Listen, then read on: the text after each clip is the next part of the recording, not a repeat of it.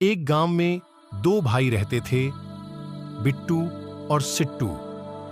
बिट्टू हमेशा अपने छोटे भाई सिट्टू को कुछ न कुछ सुनाता रहता था, जिसकी वजह से सिट्टू अपने भाई बिट्टू को पागल समझने लगा था। एक दिन सिट्टू को गुस्सा आ गया।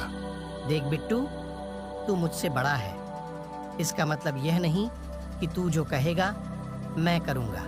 इतना कहकर गुस्से में बड़बड़ाता हुआ सिट्टू घर की तरफ जाने लगा और जाते जाते रास्ते में अंधेरा हो गया। अब सिट्टू चलते चलते थक गया था। उसको कुछ समझ में नहीं आ रहा था कि वह घर कैसे पहुंचे।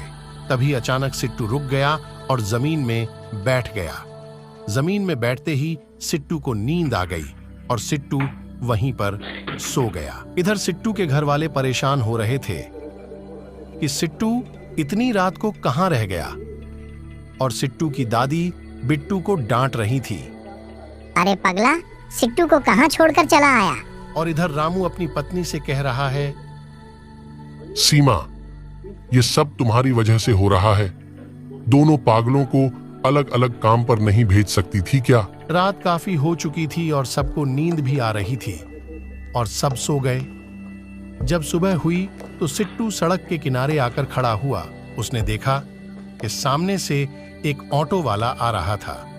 उसने ऑटो वालों को रुकवाया। अरे भाई, गोमती नगर जाना है।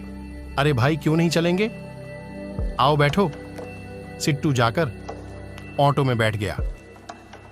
सिट्टू का घर काफी दूर था।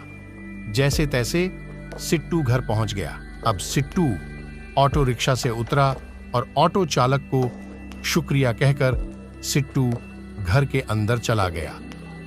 और जब सिट्टू के घर वाले सिट्टू को देखा तो बहुत खुश हुए।